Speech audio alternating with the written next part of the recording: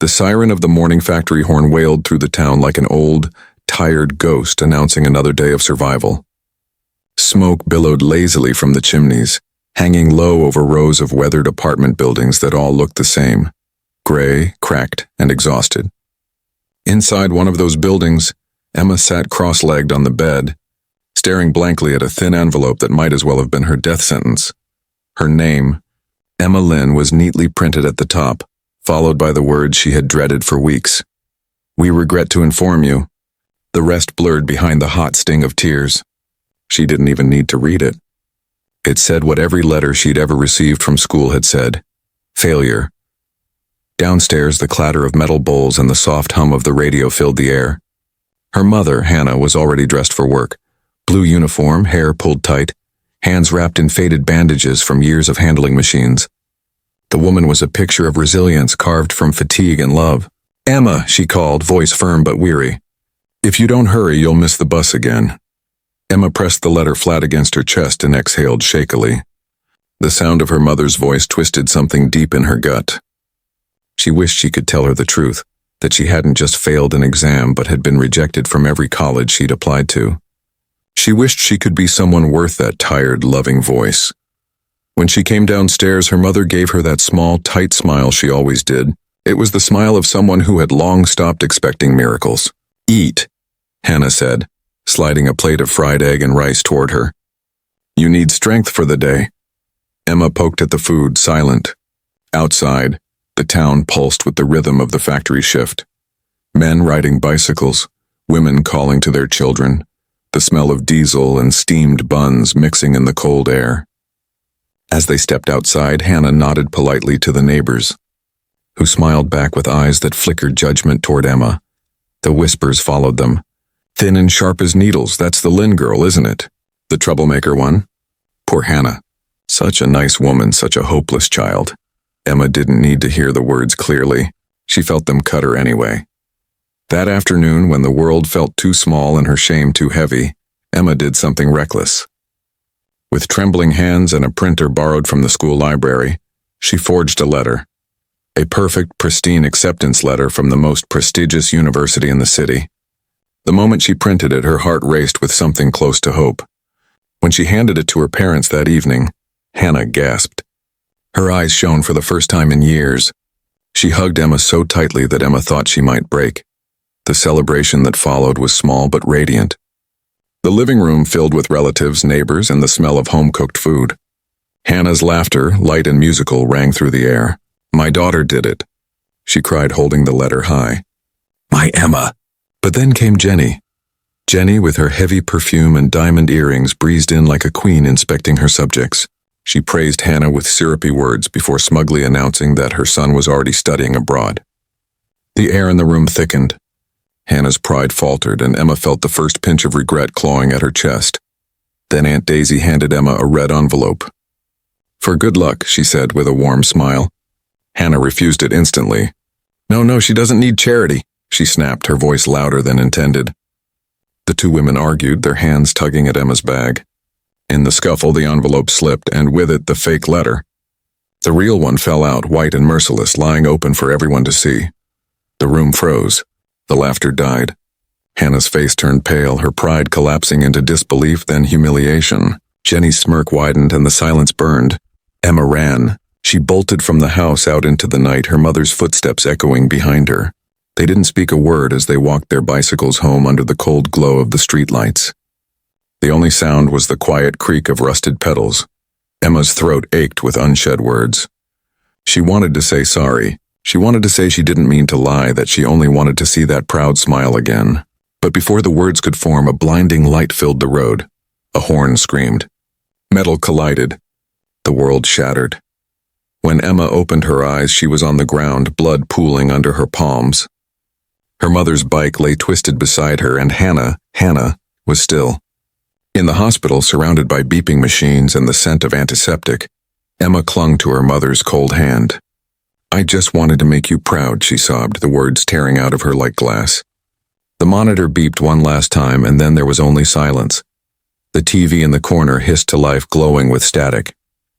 From within the snowy blur came a voice, soft, distant, and hauntingly familiar. Emma. The hospital was a graveyard of sound. The beeping of the heart monitor had stopped, but Emma still heard it in her head. Slow, rhythmic, fading. The walls were too white, too still. Her mother's bed was empty now, sheets tucked neatly as if she'd simply gone to work and would be home by dinner. But Emma knew better. Hannah Lynn wasn't coming home. The doctors had called it an accident, a tragic twist of fate.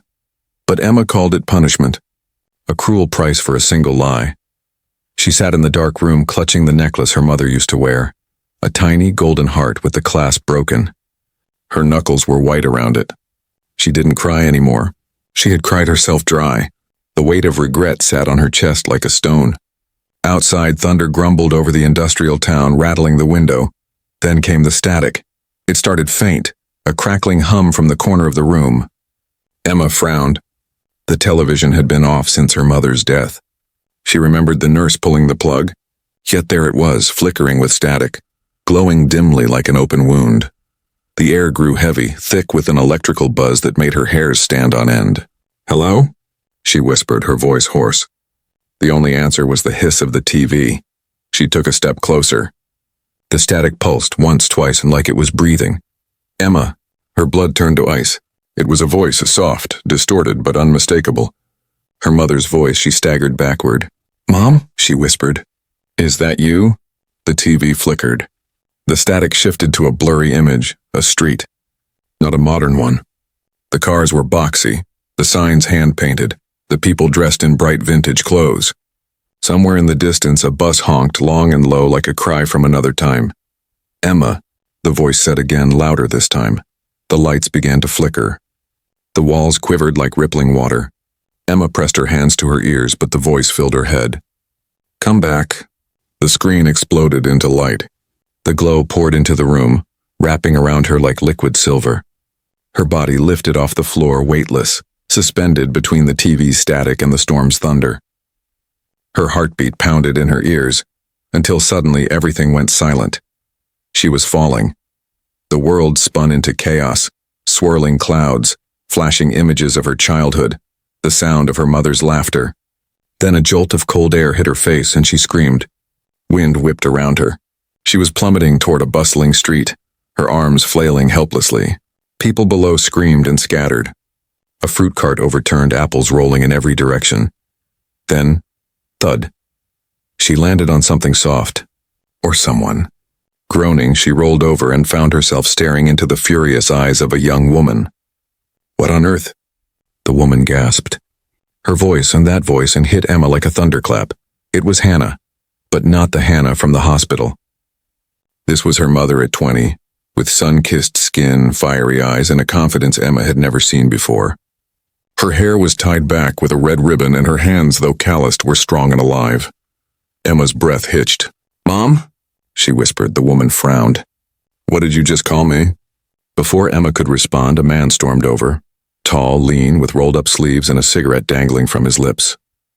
His voice was sharp. "You fell out of the sky onto my sister. Who the hell are you?" Emma's stomach dropped. "Uncle Greg, alive, young, angry." I don't know," she stammered, trying to stand. "I mean, I do, but save it," Greg snapped. "You're coming to the clinic before I call the police." He grabbed her arm and she winced. People whispered as they passed. "Did you see that? Where did she come from?" "Looks like she's from another world." Before Greg could drag her away, a shadow passed over them. A bus pulled to a slow stop by the curb. Its paint was chipped, its headlights dim. The door creaked open and a man stepped out. Tall, gaunt, with a driver's cap shadowing his face. His eyes were ancient. He looked straight at Emma.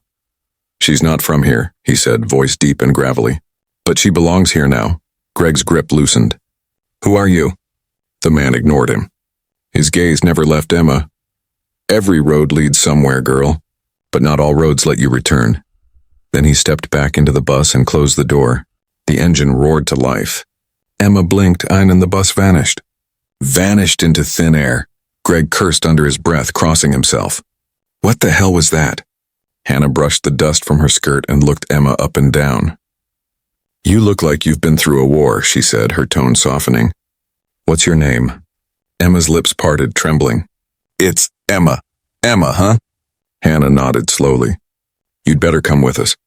You hit your head pretty hard." As they walked toward the clinic, Emma's mind swirled with disbelief. The smells, the colors, the laughter of people passing by, and it was all real. A billboard loomed overhead announcing the 1985 Summer Festival. Emma stopped walking. 1985, she wasn't dreaming. She was in the past. Her mother was alive, young, and standing right next to her, and the strange bus driver, whoever he was, had brought her here for a reason. As thunder rumbled in the distance, Emma looked back down the street. The faint sound of a bus horn echoed one last time, low, mournful, and promising that her story had only just begun. The air in the clinic smelled of rubbing alcohol and soap, sharp and sterile, but under it was the faint sweetness of detergent and old wood. Emma sat on a narrow cot, clutching the edge of the blanket, her heart racing as the world around her continued to tilt on its axis. The nurse had just finished checking her pulse and muttered something about mild shock. Mild shock didn't even begin to cover it. She had fallen from the sky. She had landed on her mother, and now in front of her stood the young, unbroken version of the woman she had lost. Hannah paced the room, arms crossed. Her face was flushed from the chaos outside. Her red ribbon had slipped slightly loose, and a strand of hair brushed her cheek. There was strength in her every movement, the kind of strength Emma had only seen glimpses of in her mother's tired, older body. Greg stood beside her, still glaring at Emma, his jaw tight. "She's lying," he said, voice sharp. "No one just falls from the sky." The nurse chuckled as she scribbled something on her clipboard. "Maybe she's one of those circus acrobats," she joked. "They're in town for the fair." Hannah didn't laugh. She turned to Emma. "Tell us the truth," she said firmly. "Where are you from?" Emma hesitated. The logical answer, and the safe one, was on her tongue. "I'm from another town."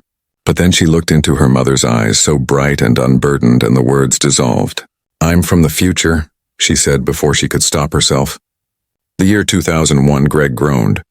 "Fantastic," he said, throwing up his hands. "She's crazy. A lunatic fell out of the sky onto my sister." The nurse stifled a laugh, clearly amused. "Maybe she's part of a movie," she teased. But Hannah didn't speak. She just stared. Not with disbelief, but with a strange intensity. A flicker of something between curiosity and recognition. Emma's heart fluttered. "I'm serious," Emma said quickly. "I don't know how I got here, but I think I came through the television." The room went silent. The nurse blinked. Greg rubbed his temples. "The television," he repeated flatly. "Right, and I came through a refrigerator." But Hannah still didn't look away. "You said your name was Emma?" she asked slowly. Emma nodded, her throat tight. "That's funny," Hannah said softly. "You remind me of someone." Before Emma could answer, a loud voice boomed from outside. "Hannah, the TV sale starts in 15 minutes. It was Aunt Daisy, younger, louder, and wilder than Emma had ever known her. She barged into the clinic, her bright floral dress swishing around her legs. "If we don't hurry, Jenny will take the last one," she said breathlessly. At the sound of that name, Hannah's expression hardened. "Jenny," she repeated. "Who else?" Daisy replied. "The Queen of Arrogance herself. She's been bragging all week that she's getting the new Panasonic with the remote control." Greg groaned again. "You two are obsessed with that woman." "Because she's unbearable," Daisy shot back. "Come on, Hannah, this is your chance to show her who's boss." Hannah sighed, but her pride glimmered in her eyes. "Fine, let's go." Then she glanced back at Emma. "You," she said, pointing at her. "You're coming too. You don't look like you've got anywhere else to be." Emma blinked.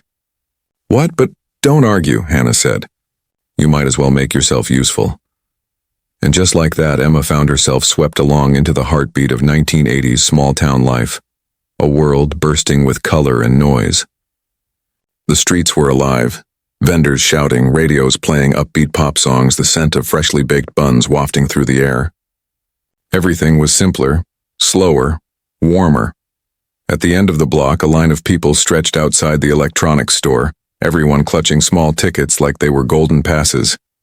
The crowd buzzed with anticipation, and there she was, at the very front, Jenny, even decades younger. She looked almost identical to the woman Emma remembered from her childhood, perfectly groomed, chin lifted high, surrounded by admirers. "Ah, Hannah," Jenny said with a thin smile when she spotted them. "Didn't think you'd make it. You should have come earlier. There's only one television left. Hannah's jaw tightened, but before she could reply, Emma stepped forward. Something in her stirred, a fierce protective spark. This woman had tormented her mother in every version of her life. Emma wasn't going to watch it happen again. She stumbled forward, feigning weakness, and let out a pitiful sigh. "Please," she said, clutching her chest dramatically. "My eyes, I lost my sight when I was little. It's my dream to hear the television with my family. We can't afford one and—" She paused, her voice breaking just enough. "My poor brother can't hear at all." "He's deaf," the crowd gasped. People murmured in sympathy. Jenny's triumphant grin faltered. The store clerk scratched his head. "Well," he said slowly, "we can't just take it away from a blind girl, can we?" Within seconds, the crowd had turned in Hannah's favor. Jenny sputtered in outrage, but it was too late. The ticket and the last television were handed to Hannah. The crowd erupted in applause. As they left the store, Daisy howled with laughter. "That was genius. I've never seen Jenny speechless in my life." Hannah, cheeks flushed with victory, smiled down at Emma.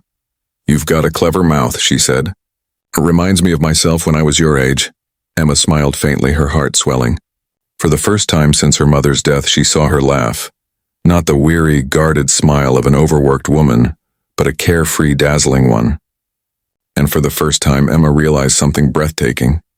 This wasn't just her second chance to fix the past. It was a chance to meet the woman her mother once was, the fearless girl who dreamed before life wore her down. But even as laughter filled the street, Emma caught something in the reflection of a store window, the outline of a bus parked across the road. Its headlights glowed softly. The same driver sat behind the wheel watching her. He lifted a hand and tipped his cap. Then the bus vanished. Emma froze, the sound of distant thunder rolling through the clear blue sky. The voice from the static echoed faintly in her mind. Time doesn't give second chances for free. The night air shimmered with the glow of celebration. Hannah's small apartment had never been so alive. Laughter spilled from the open windows and the sweet scent of dumplings drifted down to the street below. The new television sat proudly in the corner, polished to perfection, its black screen reflecting the smiling faces gathered around it. For the first time, Hannah Lynn's home wasn't quiet or solemn.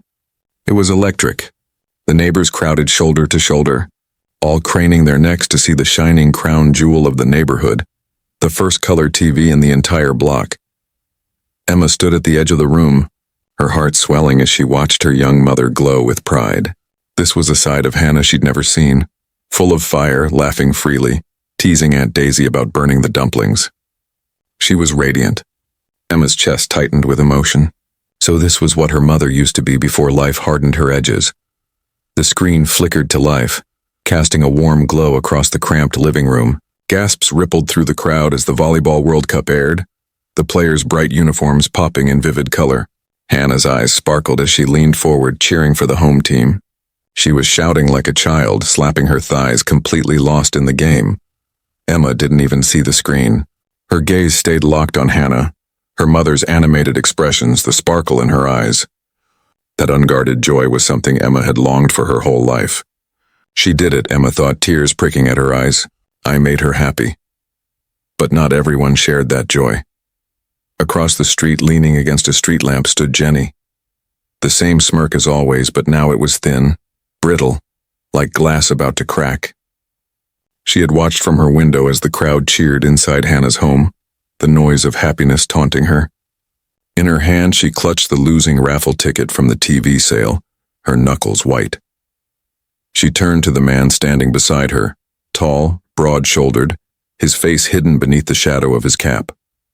"She embarrassed me," Jenny hissed, in front of everyone.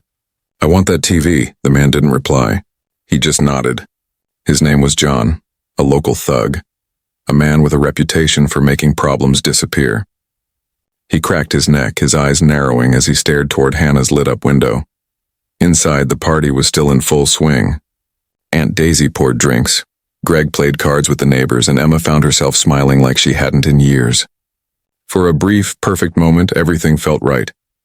Then on a knock. It wasn't polite or hesitant. It was hard, deliberate, the kind of knock that made laughter die in throats. The crowd fell silent. Hannah frowned, set down her drink, and opened the door. 3 men stood outside, their silhouettes filling the doorway. John stepped forward, his voice calm but sharp as a blade. "Evening," he said. "Jenny sent us." "Jenny?" Hannah repeated, frowning. John pointed toward the television. "She said that TV belongs to her." The air thickened. Aunt Daisy gasped, and Greg shot to his feet. "Over my dead body," he barked. John smiled coldly. "That can be arranged." The crowd began to whisper, tension rippling through the room like fire through dry grass. Emma's heart pounded. She stepped closer to her mother, instinctively positioning herself between Hannah and the thugs. John's gaze flicked to her, his lips curling. "Who's the kid?" Hannah's eyes blazed.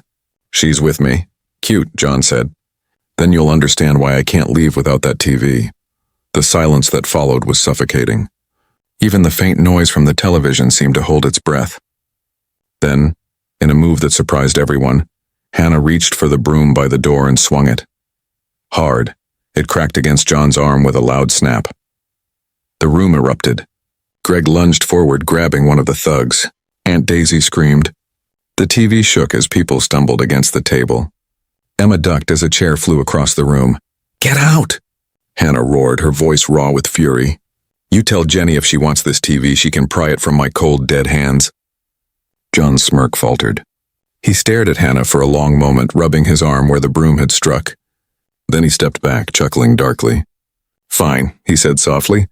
"You've got guts, lady. But this isn't over." The men disappeared into the night, their laughter echoing down the street. The sound lingered long after they were gone. When the door finally closed, silence blanketed the room.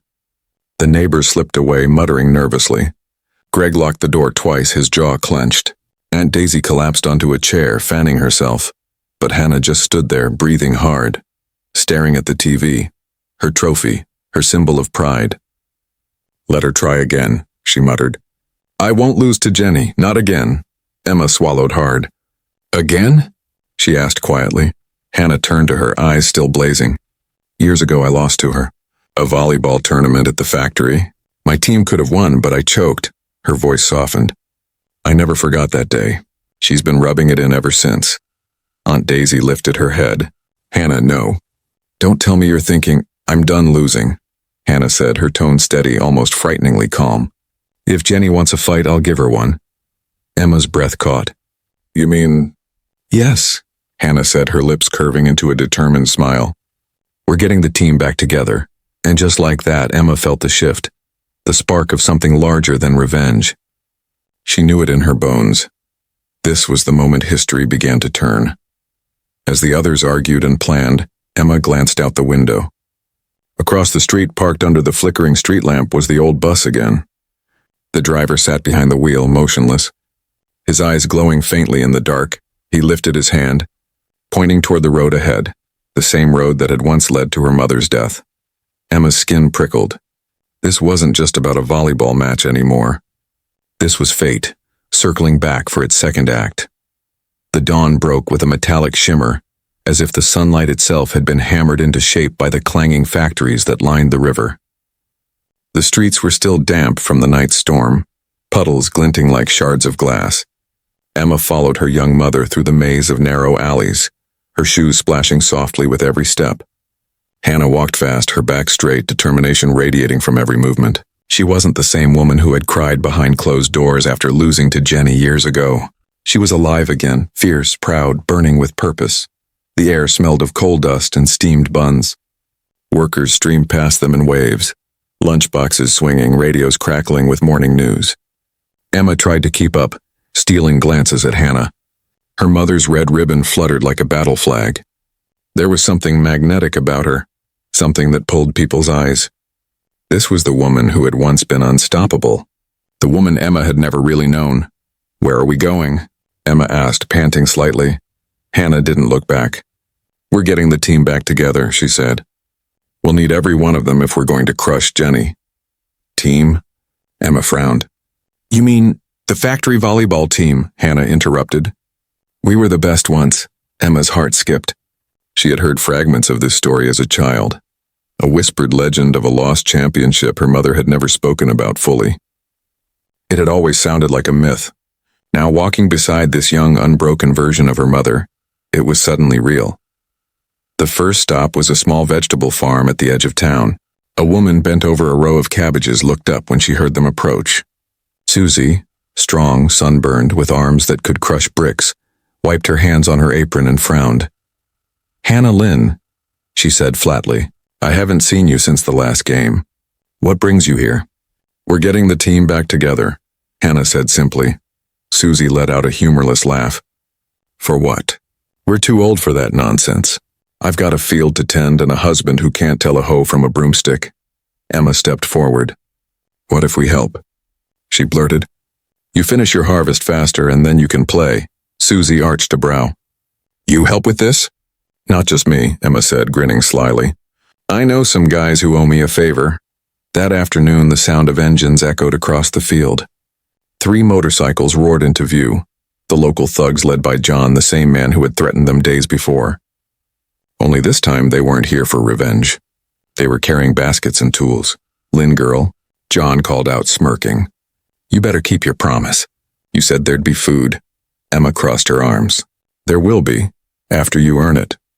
Under the blazing sun, the former enemies turned farmers, hacking through weeds and hauling vegetables. Susie stood in stunned silence as John's gang worked like men possessed. By evening, the field was spotless, every cabbage neatly tied in bundles. Susie wiped her brow, her frown softening into a reluctant smile. "Fine," she said. "I'll play." "Good," Hannah said with a triumphant nod. 1 down. Next they found Emily, once the team's ace. She now ran a tiny barber shop, a cigarette dangling from her lips and a scarf tied tightly around her head. When Hannah asked her to rejoin, she laughed bitterly. "Can't," Emily said. "Lost half my hair after the factory fire last year. Can't play without my lucky ponytail." Emma glanced at the dog sleeping by the chair, a shaggy mutt with fur like a mop. Inspiration struck. That night she stayed up cutting tufts of dog hair and gluing them onto a handmade wig. When she presented it to Emily, the older woman laughed until tears rolled down her cheeks. "It's ridiculous," she said, holding the wig. "But damn it, it's perfect."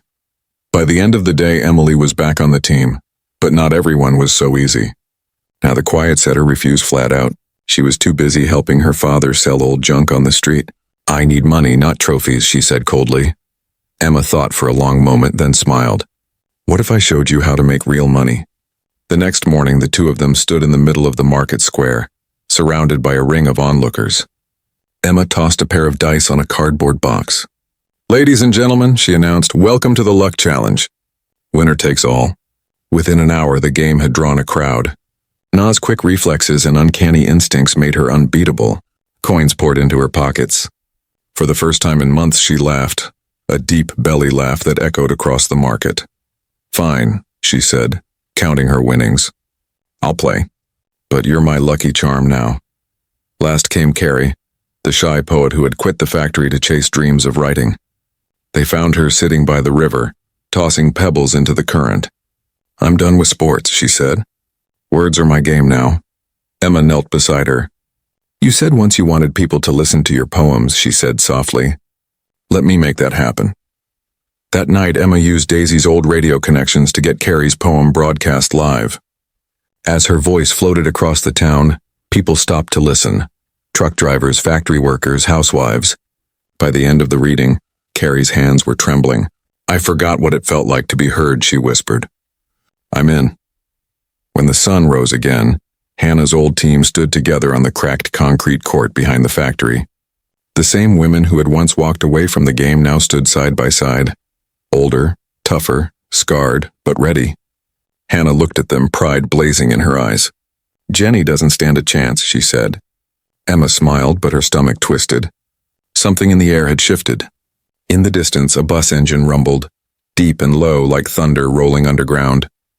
She turned her head slowly. The old bus was parked just beyond the court, half hidden in the morning mist. The driver sat behind the wheel, motionless, his hands resting on the steering wheel. Their eyes met.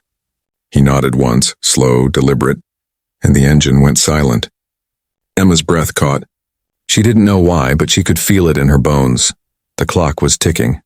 Time was moving again, and the price for changing fate was coming due.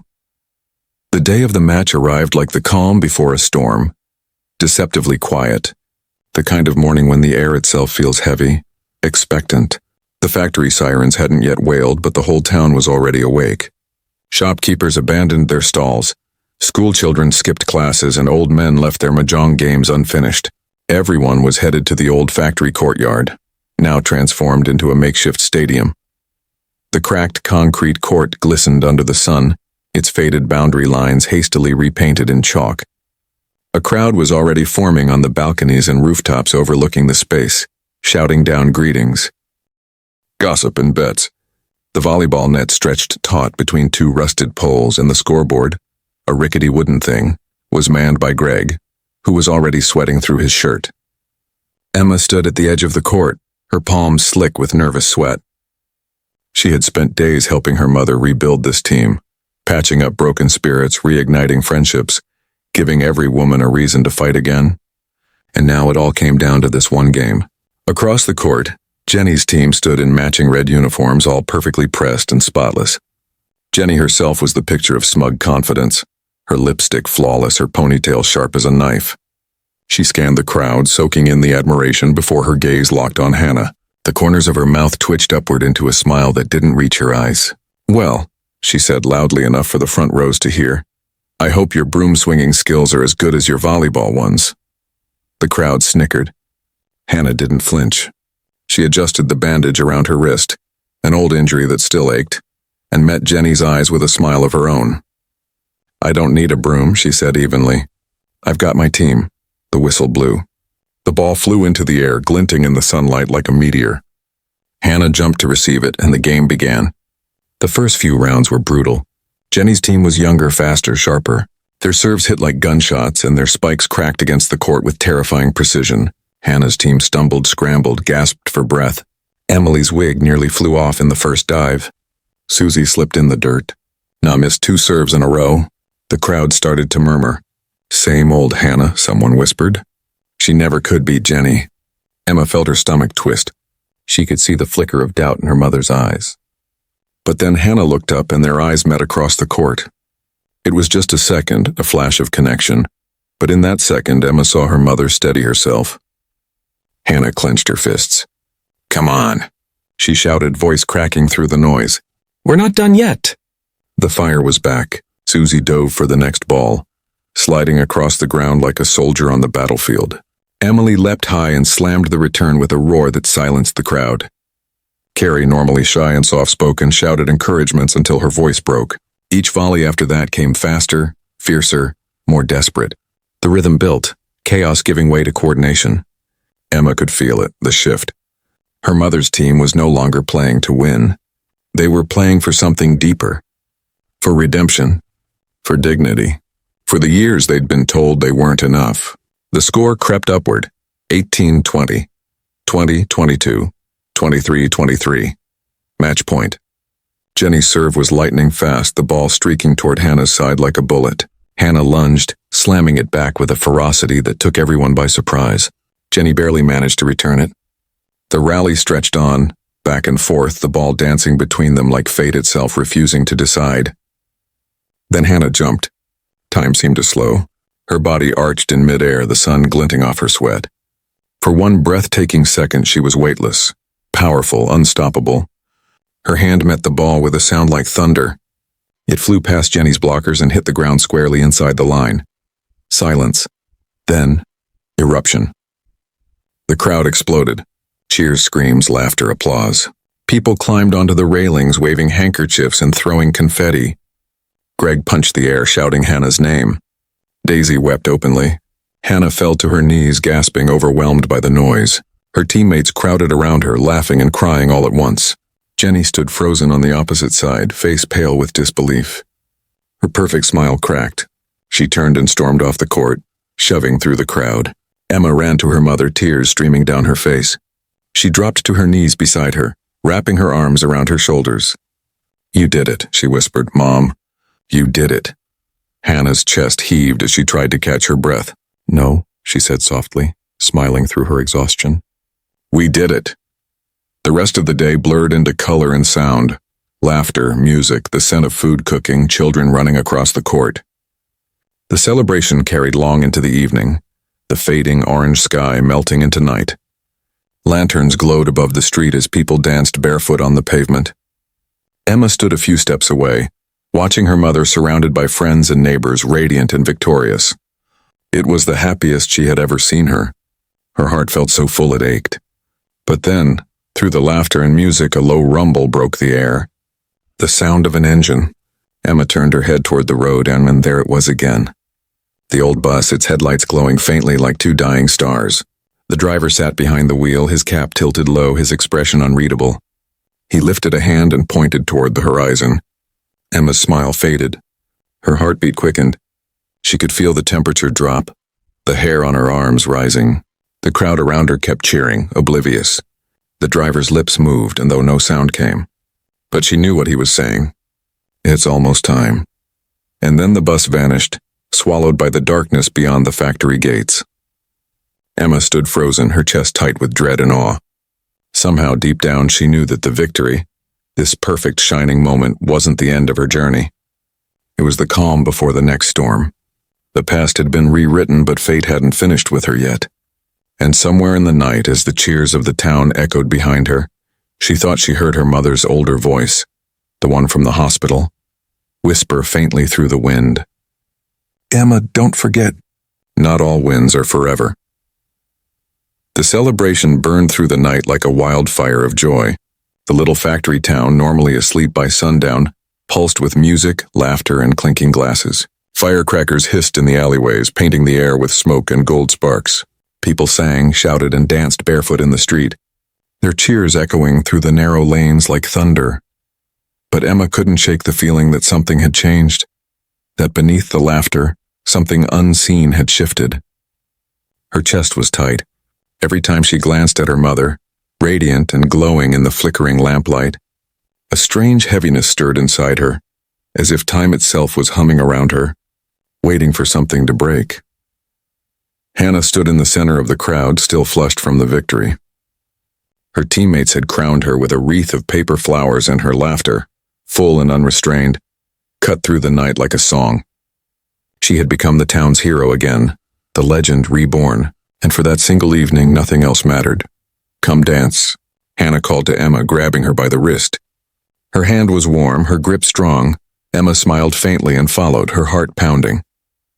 They danced until their legs gave out, until sweat rolled down their necks and their sides ached from laughing. When the fireworks finally died and the crowd began to thin, the two of them sat together at the edge of the street, feet dangling over the gutter, the night soft and alive around them. Hannah leaned her head against Emma's shoulder. You know, she said, you remind me of someone I used to dream about. Emma froze. Dream about? Hannah smiled sleepily. Yeah. Someone from the future, maybe. A girl who was always trying to take care of me, even when she didn't have to. Emma swallowed hard. Maybe that girl just loved you more than anything, she whispered. Hannah didn't reply. She just smiled, closing her eyes, her head still resting against Emma. The quiet hum of the cicadas filled the space between them. For the first time in her life, Emma felt peace, pure, unshakable peace. But then the bus horn, low, mournful, echoing through the still night. Emma's eyes shot open. Across the square, through the thinning fog of smoke and lantern light, she saw it. The old bus again. Its headlights burned through the darkness, steady and unblinking. The crowd didn't react. It was as if she was the only one who could see it. The driver stepped out slowly, his boots echoing against the cobblestone. He didn't speak, didn't wave, just stared at her with those same haunting, knowing eyes. Emma's heart twisted. She knew what it meant. Her time was running out. She stood abruptly, her body trembling. Hannah blinked, startled. Where are you going? I need to see something, Emma stammered. Wait here. But Hannah grabbed her wrist, concern flickering in her eyes. Emma, what's wrong? Emma forced a smile. Nothing. I'll be right back. I promise. She ran across the square, weaving between the last few stragglers, her shoes slapping against the pavement. The bus waited by the edge of the bridge, its engine rumbling softly. As she approached, the door creaked open. The driver stood at the top of the steps, his expression unreadable. I'm not ready, she said, breathless. Please, just a little more time. The driver tilted his head. Time isn't yours to keep, he said. His voice was low, gravelly, but not unkind. You've done what you came for. Tears welled in Emma's eyes. No, she whispered. I haven't. She doesn't know who I am. She doesn't know I'm her daughter. The driver's gaze softened. Would that make it easier? Emma's voice broke. She deserves to know. She knows, the driver said quietly. She just doesn't understand yet. Behind them, the wind picked up, carrying the faint echo of Hannah's laughter. Bright, wild, and heartbreakingly familiar. The driver extended his hand. It's time to go. Emma hesitated, looking back at her mother, her young, fearless mother sitting in the glow of the street lamps, smiling into the night. She wanted to run back, to hug her, to say it out loud. I'm your daughter, Mom. I love you. I'm sorry. But something deep inside her whispered that if she stayed a moment longer, she'd lose everything. She took the driver's hand. The bus door shut behind her with a hiss. The engine growled to life. Outside the window, the town began to blur, the lights smearing into streaks of gold, the laughter fading into the wind. Emma pressed her forehead to the glass, tears streaming down her cheeks as she watched her mother shrink into the distance. Will I see her again? She asked softly. The driver's eyes met hers in the rearview mirror. You'll see her in every life you live, he said. But not like this. The road always turns, Emma. You've simply reached the next one. The world outside dissolved into blinding white light. The bus rattled violently, the hum of the engine morphing into a high-pitched whine, then dreary silence. When Emma opened her eyes, she was lying in a hospital bed. The same one, the same sterile white ceiling, the same TV humming softly in the corner. For a heartbeat, she thought she had imagined everything. But then, a sound. Footsteps. Emma? She turned her head. Standing by the window was Hannah. Older, softer, alive. Her hair was streaked with gray now, her face lined with time. But her smile was the same. That warm, tired, radiant smile. She crossed the room, cupping Emma's cheek. You had quite a scare, she said gently. You've been asleep for 2 days. Emma's throat closed. Mom, she choked out. Hannah laughed softly. Still my little troublemaker. Emma blinked, tears flooding her eyes. She looked around. The walls were different, brighter, decorated with certificates and photos. One of them caught her eye, her graduation photo. Her mother's arms around her, her smile beaming with pride. It hit her like lightning. The timeline had changed. The bus driver had kept his word.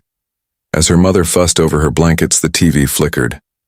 On the screen, an old black and white bus rolled down a quiet country road. The driver, the same driver, glanced at the camera and tipped his cap. Emma's breath hitched. Hannah noticed her staring. You okay? Emma wiped her tears and smiled faintly. Yeah, she whispered. I'm home. The bus horn sounded softly from the TV. Low, haunting, eternal. Outside, the morning sun broke over the town again. And for the first time in her life, Emma didn't feel like a loser anymore. She had won, not by changing the past, but by understanding it. Somewhere, in another time, another life, a mother and daughter rode their bicycles together, laughing into the wind.